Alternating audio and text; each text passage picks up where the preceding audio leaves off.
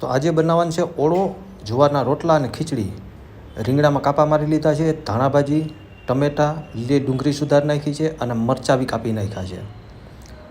તો રીંગણા ઉપર થોડું ઘણું તેલ લગાડીને એને શેકવા માટે થઈને ગેસ ઉપર મૂકી દીધા છે. જો ગેસ ઉપર 2 રીંગણા શેકાઈ રહ્યા છે અને અહીંયા બાજુમાં થઈ રહી છે આપણી ખીચડી. તો રીંગણા મસ્ત શેકાઈ ગયા, એની ઉપરથી છાલ ઉતેડી નાખી અને હવે આપણે એને મસ્ત આ રીતના સ્મેશ કરી લીધા.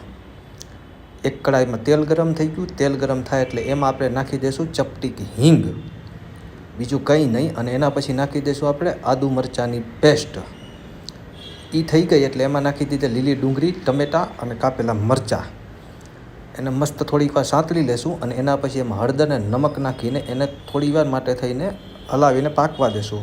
પછી ધાણા જીરું, મરચાંની ભૂકી, બધા મસાલા નાખીને એમાં નાખી દઈશું આપણે આપણા સ્મેશ કરેલા રીંગણા. એટલે આપણો ઓળો બનીને તૈયાર થઈ ગયો.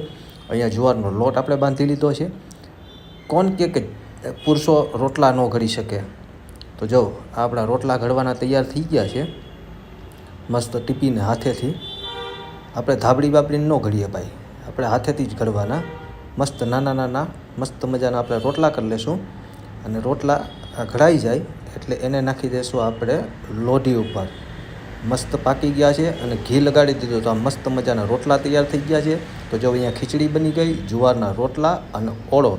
તો હાલો બધા જમવા માટે થઈને. અને વિડીયો સારો લાગ્યો હોય તો લાઇક, શેર અને સબસ્ક્રાઈબ કરવાનું ભૂલતા નહીં.